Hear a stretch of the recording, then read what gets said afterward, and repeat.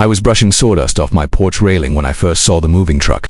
Big white thing, rattling like a tin can full of marbles, backing down our quiet cul-de-sac like it didn't care who it woke up. The kind of noise you'd expect in a city, not out here in Willow Bend or a little neighborhood just past the edge of town, where deer still wander in from the tree line and folks leave their doors unlocked, more out of habit than trust. That it was early spring. Sun wasn't all the way up yet, mist still hanging low like smoke over the fields. I had my coffee, my dog Ranger curled up at my boots, and a peaceful morning ahead of me. At least, that's what I thought. Then Karen stepped onto her porch. I heard her screen door creak open across the street, followed by the unmistakable click-click of those little wedge heels she wore. She marched out like a general surveying her troops, blonde bob stiff as hay, robe tight around her waist like it was armored. I didn't even need to look. I could feel her eyes zeroing in on the truck. Now let me tell you something about Karen Lively. She's the kind of woman who thinks laminated flyers are a form of law. HOA president since before I moved in, and I've been here 17 years. She'll remind you that she was founding committee chair for the seasonal hedge trimming schedule and that the actual bylaws prohibit front porch furniture with chipped paint. You know the type. Nothing gets past her. Especially not a new family moving in unannounced, especially not a family that doesn't match her idea of who belongs in Willow Bend. By the time the third box was off the truck, Karen had her phone out. I stood there, watching as a tall man in a faded gray hoodie stepped out, mid-30s maybe, clean-shaven, broad-shouldered, the kind of walk that told me he'd served military or maybe police. With him was a woman with a long braid down her back, and a little girl in pigtails who squealed when she saw the swing set in the backyard. That's when it clicked. The Harris family. I'd heard at the feed store a few weeks back that a sheriff's deputy had bought the old Willis house after it sat empty for nearly a year. So I smiled, sipped my coffee and tipped my hat, but Karen, she practically twitched when she saw them. You'd think someone had parked a UFO on her big... She turned and stormed back inside like a judge heading for a gavel. Didn't take long before the HOA emails started. Subject line, concerning activity on Lot 12, and just like that, the whispers began. The first week, the Harrises mostly kept to themselves. I watched them unload furniture, repaint the porch railings, even fix that busted side gate the previous owners had left rotting for years. Little Alice, our daughter, would wave at me each morning when I took Ranger for his walk. Sweet kid, laughed like a wind chime, but the neighborhood was changing. Not the land, no. The land was the same as always, but the feeling. Folks who used to nod at each other at the mailbox started glancing sideways. The bake sale moms down the street stopped by Karen's place more often. You could tell they were planning something, the way their voices dropped when I walked past. It all came to a head at the next HOA meeting now. I don't go to every meeting. Most of the time they're just a bunch of folks arguing about paint, colors and grass lengths. But that night something told me I needed to be there. Karen opened the meeting with her usual tight-lipped smile, clipboard in hand, glasses perched on her nose like judgment itself. Before we begin, she said, we have a matter of community standards to discuss. And just like that, the trap was sprung. She brought up property uniformity concerns. Said the new residents had altered the fence color without prior approval. Stored non-conforming items in the backyard. She meant a kids' waiting pool. And get this, were seen bringing in guests after 10 p.m. Folks around the table nodded solemnly. I looked around, confused. We'd all done those things at some point. Hell, Karen's son once hosted a 4th of July party that went till midnight. But the way she talked, you'd think the Harrises were running a nightclub out of their garage. Then she dropped the real reason, I believe. She said that the community has a right to preserve its traditional atmospheric. She didn't say it outright, but you could feel it. The tension, the undertone, the way she emphasized traditional. That's when I spoke up. I'm sorry, Karen, I said, voice steady, but exactly what tradition are we talking about here? She blinked, caught off guard. Excuse me, you keep saying they're breaking rules, but sounds to me like they've fixed more problems than they caused. And if this is about the color of a backyard fence, maybe we should all take a breath. A few folks shifted in their seats. Some avoided my eyes. Others looked relieved. Karen straightened. It's not personal, Mr. Denton. Oh, I said, standing up. I think it is. The next morning there was a note taped to the Harris mailbox. No return address, just a single sentence. In bold black marker, you don't belong here. Alyssa found it. The poor girl cried all the way back inside. Her father stood frozen on the porch steps, fists clenched at his sides, his face like stone. I walked over, slow and calm. You didn't do anything wrong, I told him. He nodded. I know, but someone out here wants us to feel like we did. Things escalated fast after that. Karen started citing code violations weekly, saying their mailbox was an inch too tall, their grass too wild, their porch lights too bright. Every petty rule she could twist, she used like a weapon. A couple board members pushed back, but most just went quiet. But the Harrises didn't fold. No, sir. Instead, I started seeing more cars at their house, friends, fellow deputies, family, barbecue on the weekends, laughter drifting over fences. One Sunday I even saw Pastor John from the Baptist church stop by with a pie in hand and 2 teenage ushers carrying folding chairs. And then came the kicker. The Harrises filed a formal complaint discrimination and harassment against the HOA board. That same week I got a knock at my door. It was Karen. She was red-faced, shaking and clutching a letter with the HOA seal. "We know you've been interfering," she snapped, speaking out against the board, encouraging division. Division. I raised a brow. "You're the one drawing lines." Her lips curled. "You need to understand, Mr. Denton, if you side with them, there will be consequences. You could lose your voting privileges, your property value could suffer." That's when I smiled. "I fought in 2 wars, Karen. I've faced worse threats than a sour letter from an HOA. She stood there for a beat, eyes twitching, and then stormed off, heels clicking like a countdown. I thought that might be the end of it. I was wrong, because 3 days later, the Harrises got an eviction notice. HOAs can't evict you easily, not legally, but this one came under a bizarre community clause buried in the bylaws, claimed they were endangering neighborhood cohesion, said their continued presence created emotional distress. That's when I knew this wasn't about rules. This was about who they were. And Karen, she wasn't just trying to get rid of them quietly anymore. She was starting a war. The eviction notice was just a scare tactic. I knew that any fool with a decent pair of reading glasses could see that the bylaws didn't carry the weight Karen, but pretended they did. But that didn't mean the threat didn't land. It shook the Harrises, not because they believed it was legal, but because it made something painfully clear. Karen wasn't going to stop. She'd twisted the rules, leaned on her board, and now she was pushing folks to take sides. The neighborhood was changing again, and this time it wasn't quiet. A week after the notice, someone dumped garbage on the Harris lawn. Full bags, slashed open, meat scraps and coffee grounds steaming in the early heat. Flies swarmed. Alyssa nearly stepped in it when she came out to feed their dog. I helped them clean it up, brought my shovel and gloves, and we never said a word while we worked. But afterward, James Harris stood there on his lawn, looking out across the street, jaw tight. "She thinks this is going to break us," he said, "but she doesn't know who she's dealing with." I nodded. Neither did I at first, but I'm learning fast. That night I called a few neighbors I trusted, folks who still had sense.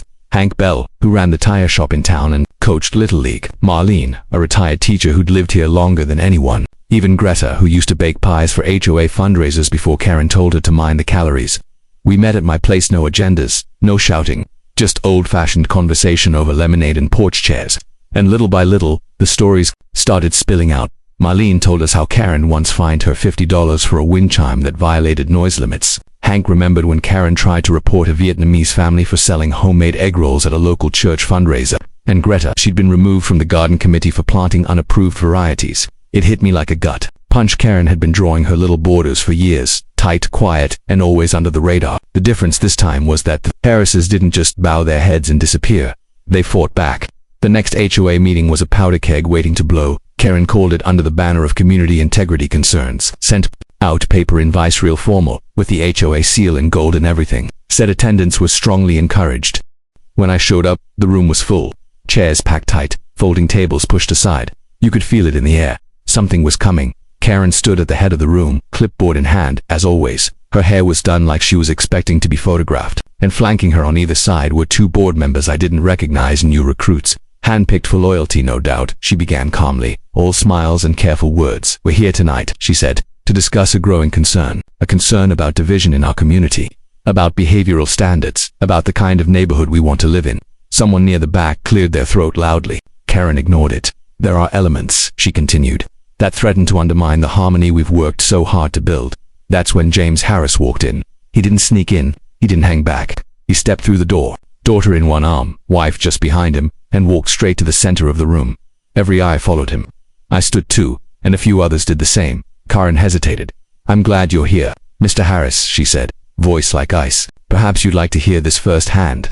"I've already heard enough," James said, calm as anything. "You've been hiding behind these rules for weeks, twisting them, weaponizing them, all because my family doesn't look the way you want us to." A few gasps rippled. Karen's smile vanished. "That's a very serious accusation," she snapped, "and it's backed by the discrimination claim I filed with the county," he replied, pulling a folded document from his jacket. "And the statement signed by 3 former HOA board members who resigned over your conduct." She turned pale. "Is that a threat?" she hissed. "No," James said. "It's a fact. And here's another one. I'm not going anywhere. My daughter is going to ride her bike down these streets.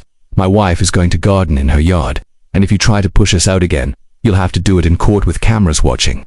It was the first time I saw Karen speechless. The Fallout came fast. 2 more board members resigned within a week. Karen scrambled to maintain control, issuing memos, hosting Unity tea socials, even trying to co-opt a neighborhood barbecue that the Harrises had planned weeks in advance. She didn't attend, by the way, but over 50 residents did. We brought folding chairs and potato salad, set up tables along the coal desk. The kids ran around with water balloons, and Hank grilled burgers until the propane gave out. At one point, little Alyssa sang "This Land Is Your Land" with her mom, and the entire crowd went quiet, listening. That's when I saw Karen standing at her upstairs window, watching. She closed the curtains before the song ended. But the quiet didn't last. One morning I found spray paint on my garage door. Traitor, big red letters, dripping like blood. Ranger barked like mad when I walked out. I stood there a long time just staring at it. I didn't call the sheriff, didn't need to. James showed up 30 minutes later with 2 other deputies on his day off. Scrub buckets and paint thinner in hand. We cleaned it together. No one said a word about who we thought did it. We didn't need to. A week later, Marlene's tires were slashed. Then Greta got a fake citation in her mailbox, claiming she owed back dues. Karen denied involvement each time, but the pattern was obvious. This wasn't a neighborhood dispute anymore. This was a battle for the soul of Willow Bend. We decided to act. Marlene found an old clause in the HOA charter that allowed for a vote of no confidence, a way to recall the president if enough homeowners signed a petition. We needed 60% of households. That was 44 signatures. We started knocking doors. Some folks slammed them, others whispered their support but were too scared to go public. But more and more we got pens on paper. Families who'd had enough, veterans like me, teachers, single parents, a few long-time residents who'd never challenged Karen in their lives. By the end of the second week, we had 39 names. We were 5 short. That's when Karen made her move. She filed a restraining order against James Harris, claimed he'd threatened her in the HOA meeting, claimed he'd followed her car, harassed her during a landscaping inspection, even made her fear for her life. It was a lie. Everyone knew it, but the hearing was scheduled. If it went through, James could be forced to leave the neighborhood pending court action. It was a dirty trick, but it could work. I remember the day the deputies came to serve the notice. James didn't resist. He didn't shout. He just stood there with his badge still pinned to his own chest, and took the paper. But I'll never forget the look in his eyes. Not fear, not anger. Resolve. The hearing was set for Thursday. We had until then to get 5 more signatures, so I got to work. I sat with an old couple who hadn't left their house since the pandemic. I fixed a broken fence for a grumpy widower who still flew a Confederate flag. I even baked a cherry pie and brought it to the Mendez family down on the Bend. By Wednesday night, we had 44 names. By Thursday morning, we had 57. I walked the petition straight to the HOA office myself, handed it over, and looked the assistant dead in the eye. We're calling for a vote. That night, the neighborhood gathered. Same clubhouse, same chairs, but this time Karen sat alone at the front. She tried to smile, but it wobbled. She tried to talk, but her voice cracked. She tried to spin it as a smear campaign, a conspiracy, a personal attack, but no one stood for her. The vote wasn't close. Karen lively removed as HOA president. But before you get too comfortable, let me tell you what happened next. Because when Karen was finally dethroned, she didn't disappear. She got angry, and she had one last card to play, a secret buried deep in the HOA books, a clause written in 1983 by the original founders, one that could undo everything we'd fought for. I thought we'd won for the first time in years. Willow Bend felt like it belonged to the people who actually lived here, not just the ones who liked to control it. The Harris family stayed. The vote to remove Karen passed. Neighbors smiled again at mailboxes. Kids rode bikes without eyes, and for the first time in a long while, folks sat on their porches together, talking about tomatoes and weather, instead of bylaws and violations. But good endings don't come easy. And in Karen's world, nothing ends until she says it does. I found out the hard way, 2 days after the vote, when a thick manila envelope showed up in my mailbox. No postage, just slipped in. Inside were photocopies of something I hadn't seen before. The original Willow Bend HOA charter, dated 1983. Back when the neighborhood was just 8 houses and a dirt road, tucked in the middle, buried deep in the legalese. Between easement and utility rights was a clause I'd never heard of. Provision 1 for B, charter protection and community integrity. Veto. It read like this: any charter member or direct descendant thereof may, in the event of a significant leadership upheaval deemed harmful to the integrity or cohesion of the community, file for a temporary suspension of all leadership changes, effective immediately, pending legal review by the original incorporator or their legally designated successor. Translation: if Karen could prove she was related to a charter member and claimed the vote to remove her was harmful to community cohesion, she could freeze the entire thing. All she had to do was find a lawyer willing to play along, and she did. That Friday, V got the email. Subject line: notice of administrative suspension of HOA board proceedings. I read it 3 times before the weight hit me. Karen had invoked the clause. She'd filed paperwork with a local firm, Stapley and Finch. Neighborhood law specialist Ann claimed the removal vote created instability, neighbor animosity, and threats to neighborhood unity. There was a new letter on the HOA website, too. Signed Karen Lively, charter descendant and interim president pending review. I nearly spit my coffee.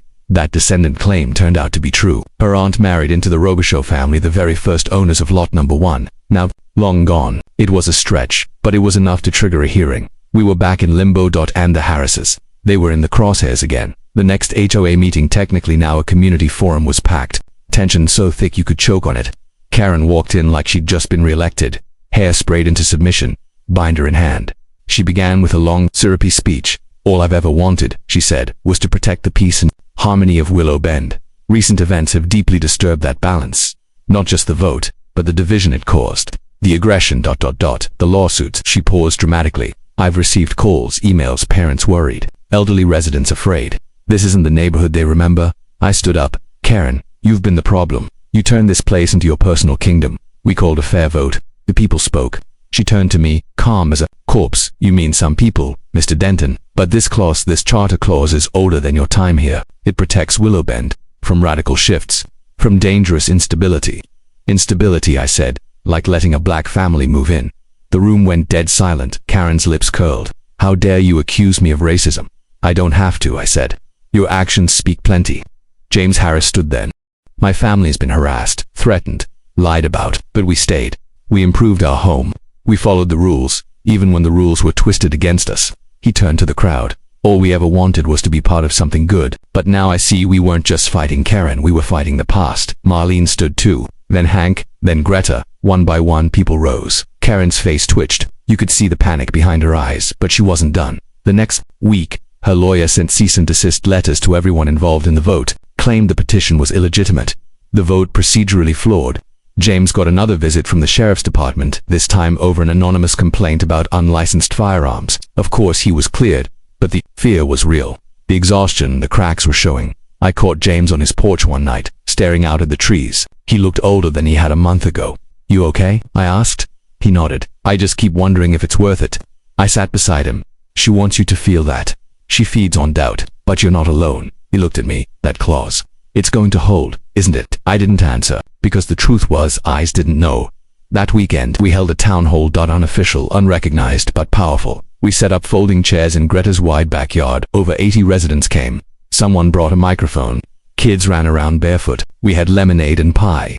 But mostly, we had truth. One by one, people told their stories. An Indian couple talked about being fined for their Diwali lights. A gay couple shared how Karen inspected their backyard 6 times in a month. A Korean woman choked up talking about how her teenage son was told he made the neighborhood feel unsafe. By the time James stood, there wasn't a dry eye in sight. He didn't shout, he didn't blame. He just stood there, daughter in his arms, and said, we came here to live, to raise a family, not to be a symbol or a target. But we stayed. Because of people like you, he turned to me. And because some people still know the difference between a neighborhood and a kingdom. I've lived a long life, seen a lot, but that night under those string lights, with folding chairs and fireflies all around, I saw something real. Community. The next day, a letter arrived at my door, from Karen's lawyer. She'd filed an injunction to permanently dissolve the HOA board in its current form, said the entire system had been compromised. She was calling for a full reset, new elections, new rules, and a return to charter principles. It would take everything. We'd done every vote, every petition, and flush it like yesterday's trash. And with her connections, her legal tricks, it could work, unless we found something stronger. And that's when I remembered Pastor John. Pastor John wasn't just a preacher, he was also a retired civil rights attorney. Moved here 5 years back, quiet guy, loved bird watching and reading, on his porch. But when I showed him that 1983 clause, his eyes lit up. He asked to see the original charter, not Karen's photocopies. I made some calls. Marlene dug through her attic. Hank called the county clerk. We found it buried in microfilm records at City Hall, and what we discovered changed everything. Because yes, the clause existed, but so did another one, Clause 1 for C, prohibited use of veto for discriminatory action. Any veto or override that is used with the effect of preventing community diversity or targeting individual property owners based on race, religion, or family structure shall be nullified and render the user permanently disqualified from HOA office. It had been written by Harold Robichaud himself, the original founder. Karen claimed as family, handwritten, initialed, notarized, and never once mentioned by Karen. But now it was about to become the nail in her coffin. We made copies, had them certified, Pastor John wrote a formal legal letter, referencing the clause and citing discrimination precedent from state and federal law. We scheduled one last meeting. Karen tried to block it, sent emails, told people it was illegal, didn't matter. That night, every seat was filled. James stood beside Pastor John. I sat behind them. Marlene and Greta on either side. Pastor John spoke calmly, clearly, read the clause aloud, quoted precedent, cited the Civil Rights Act. Then he dropped the bomb. Karen Lively has violated Clause 1 for C. Her veto is rendered void and she is now disqualified from holding HOA office. Karen stood, shaking. This is outrageous. He's not even a current board member. He's a resident, I said, and he's right. She looked around. No one met her gaze. Even her loyal board members stayed seated. That's when she lost it. Screamed something about conspiracies. Called us liars. Stormed out of the building like a tornado in heels. And that was the last time she ever spoke at an HOA meeting. But before you breathe easy, there's one more piece to this story, because while the clause saved us, what we uncovered next, it would change the neighborhood forever. There was more hidden in those charters, something Karen had buried, something that could break Willow Bend wide open. We thought it was over. Karen had been disqualified. The clause had held. The veto dissolved. The Harrises were safe. The board, once silent and rubber-stamped, began meeting with open doors and real votes. Folks started breathing easier. Rangers barked, felt less like warnings and more like part of the neighborhood song again. But peace doesn't just return overnight, not when fear's been drilled into the bones of a place and not when there's still poison buried deep. It was Marlene who first saw it. A footnote in the charter. We were sitting at my kitchen table going over the documents again, more out of habit than anything else. She was the only person I knew who could read bylaws the way other folks read mysteries, looking for motives between margins. She tapped the page. What's this? It was barely legible, typed in fading ink, half-scanned. Appendix D, annexed, lots, exceptionary provisions, and restrictive covenants. Active 1984 to 1992. She glanced at me. Restrictive covenants. She said, that's a term we haven't heard. We went digging again. County records, microfiche, the kind of bureaucratic graveyard most folks wouldn't touch with gloves and bleach. But there it was, buried behind a misfiled utilities map, a list of original neighborhood restrictions. And right at the bottom, with no bold, no highlight, no warning, no property within Willow Bend phase. I shall be sold or rented to individuals of Negro descent unless employed as domestic staff and residing with their employer. I sat back. The room felt like it cracked in half. Marlene's hand trembled as she covered her mouth. Her eyes welled. My God. I lived here then. I never saw this. Most residents didn't. That clause had been quietly rendered unenforceable after the Fair Housing Act, but it had never been formally removed. It just sat there, like rot behind fresh paint. Karen had to have known. She used that clause not on paper, but in practice, twisting bylaws to maintain an invisible fence, using harmony and standards as shields for something far uglier and worse. Some of the older board members likely knew too. Maybe not all the details, but enough. The neighborhood wasn't, which is run by Karen. It had been built by her kind of power. I didn't sleep that night. I kept thinking about James and how he'd carried himself with dignity through every storm. About Alyssa, riding her bike in circles, smiling at neighbors who didn't always smile back. About every slammed door, every sideways look, all while this clause had been sitting there like a landmine, never diffused.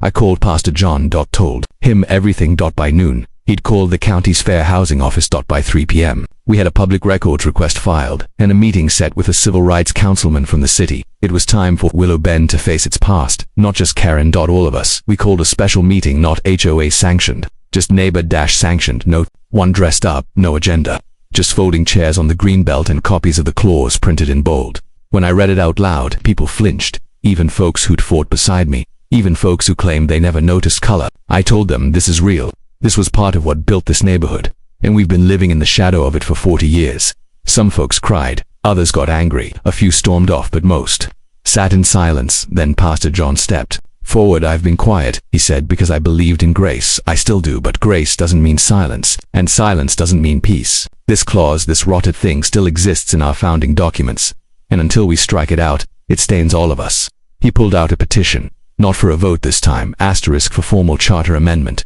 Strike the language, replace it with this. Willow Bend does not and shall not discriminate on the basis of race, color, religion, gender, identity, sexual orientation, or national origin. This community exists to shelter families, not fears. We needed 2/3 of the neighborhood to sign. We got it in 4 days. Karen, of course, tried to stop it, filed a complaint, claimed we were tampering with legal history. She even submitted a notarized letter from a shady legal firm, arguing that removing historical clauses may constitute destruction of community identity. But the county backed us. Because the clause wasn't just outdated, it was poison. And poison doesn't belong in the foundation of a home. The amendment passed unanimously. The papers were filed, the language removed, but it came with a cost. Households moved out within the month. One left in the middle of the night. Another posted a sign on their front lawn. "You've ruined what made this place special." Funny, they never said what that special was, but we knew, and honestly, good riddance. 1 week later, James rang my bell just after sunset. He had a 6-pack of Shiner Bock, and that quiet look of a man who'd walked through fire and came out different on the other side.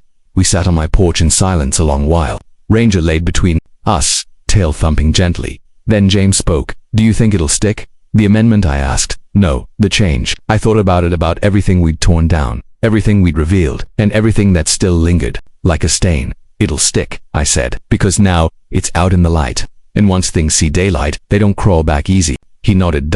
Then he looked at me and said something I'll never forget. We weren't alone. I glanced at him. He gestured out across the yards, the porches, the dusk-lit homes. "We thought we were for a while," he said, "but we weren't. You stood up, others followed, and now, maybe this place really can be home." I raised my bottle. "To starting over." He clinked his against mine. "To burning the old maps." But just as the dust settled, Karen made one last move. This time she didn't use the HOA. She used the developer. Turns out, Willow Bend still had a clause in its original land deed. One Karen's family had helped draft that gave original community sponsors the right to request a reclamation review in cases where substantial divergence from founding intent had occurred. It meant she could ask the land developer to review the HOA's status, to try to dissolve it entirely, to end the HOA and sell the rights to a private holding company. And guess what? She did. And the holding company, they wanted to turn Willow Bend into a gated heritage-style neighborhood. New signs, new rules, new bylaws. New control. They could undo everything, unless we stopped her again. And this time, it wouldn't be with signatures, it'd be in court. Asterisk, they say when someone loses control, they either fade away or go down swinging. Karen chose to swing, and her final punch came wrapped in a crisp legal envelope, delivered straight to the Willow Bend board. It announced that she had officially requested a reclamation review of the HOA's authority and charter status, under a dusty land use clause written back in 1981, when the development was still just gravel roads and bulldozers. She'd asked the original land developer, Denslow Properties LLC, to seize temporary administrative control of the HOA for community realignment and vision reassessment. Translation: she wanted to sell our neighborhood's HOA charter rights to a private holding company in Austin, a firm with a charming name, Heritage Residential Partners LLC. They weren't in the business of homes. They were in the business of control. New bylaws, new fees, new enforcement, and the worst part, they could rewrite everything, including the diversity clause we just added. And Karen, she'd already signed a consulting agreement to advise. During the transition, a $60,000 payout, her own twisted reward. The board was paralyzed. No one had ever dealt with this kind of hostile takeover. And the legal loophole Karen was exploiting. Real, valid, and still on file at the county clerk's office. The developer had 30 days to respond. If they accepted her petition, the new firm would have full power over neighborhood governance. We had one shot to stop it. Prove the takeover was discriminatory and violated public interest law. It was time for court, and this time we brought everyone. We hired a civil rights attorney out of Dallas, Alina Baird, a second-generation Mexican-American firebrand with a silver streak in her hair and a file folder for every clause Karen had ever twisted. Pastor John helped her prep. James Harris agreed to testify. And me, I got roped in as a character. Witness. These stubborn old ranch boys carry weight with small-town judges. The hearing took place at the county courthouse. No TV cameras, no crowds, just a stale courtroom, cracked tiles, and a tired judge who probably expected a zoning dispute instead. He got a full reckoning. Elena opened with the history.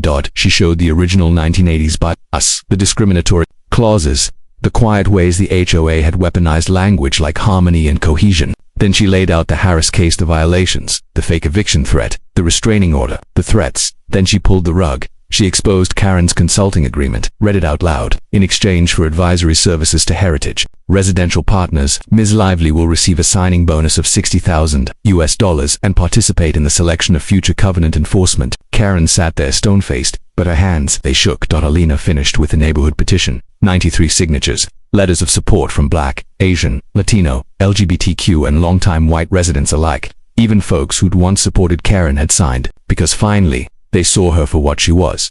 The judge asked if anyone wanted to speak. James Harris stood. He held up the original HOA flyer from the day they moved in. Still crumpled, still stained from that first week when they found garbage dumped on their lawn. He looked the judge in the eye. My family never asked for special treatment. We just wanted to be part of a place that called itself a community. Karen tried to scare us out, but she did something else instead. She showed us who would stand up. He turned to the room. I'm still here. Not because we didn't want to leave, but because this neighborhood changed. They made room for us. And now we're going to make sure it stays that way. The judge nodded, then turned to Karen. She tried to defend herself, claimed the clause was historical, claimed she hadn't personally enforced anything discriminatory, claimed her advisory position was a standard community consulting fee, but the judge didn't buy it. His ruling came 2 days later. Karen's request to transfer control of Willow Bend to Heritage Residential was denied. The charter clause she exploited was ruled void due to discriminatory origin. Karen Lively was permanently barred from holding or consulting with any HOA board in the state. She lost everything. The advisory deal fell through. Her name was publicly listed in the ruling. The local paper ran a headline that read, HOA Queen brought down by neighborhood she tried to control. You'd think she'd leave town, but she stayed quietly, sold her house 6 months later and moved to a condo an hour south. Last I heard, she tried to join a condo board in Pflugerville. They said no. After the ruling, things changed, not overnight, but steadily. We elected a new board, one with real diversity. James joined it. So did Marlene. So did Hank. I declined, said I was too old for politics. But I built them a wooden podium for meetings and donated the sound system. The diversity clause became part of the front page of the HOA welcome packet. Willow Bend wasn't just a neighborhood anymore. It was proof that people can change a place not by being quiet, but by standing together. One Sunday afternoon, James invited me over for brisket. Alyssa had built a lemonade stand out front, complete with glitter signs and a tip jar. Marlene was on the porch. Greta brought pie. The air was warm, the kind of warm you feel in your bones, not just your skin. James sat beside me with a beer, stared out over his yard. It's been a ride, he said. I nodded. Still is. You ever regret it? Getting involved? Only thing I regret, I said, is not doing it sooner. He smiled. Then he reached into his pocket, pulled out the HOA flyer again, the one he'd held in court. He showed me the corner where someone Lisa had scribbled in bright purple, crayon home, big letters, underlined. I looked at it for a long time, and for the first time in years, I felt like we weren't just neighbors trying to survive Karen's wrath. We were something bigger, a community, a real one. If you ever drive past Willow Bend now, you'll see a new sign, not fancy, just carved wood. It reads, Willow Bend, built by hands, held by heart, and just below it, a small plaque in memory of every family that ever felt like they didn't belong, and every neighbor who made sure they did. The end. If you enjoyed this story, don't forget to like, subscribe, and stick around. I've got more wild HOA tales coming your way. Real stories, real neighbors, real justice. See you in the next one.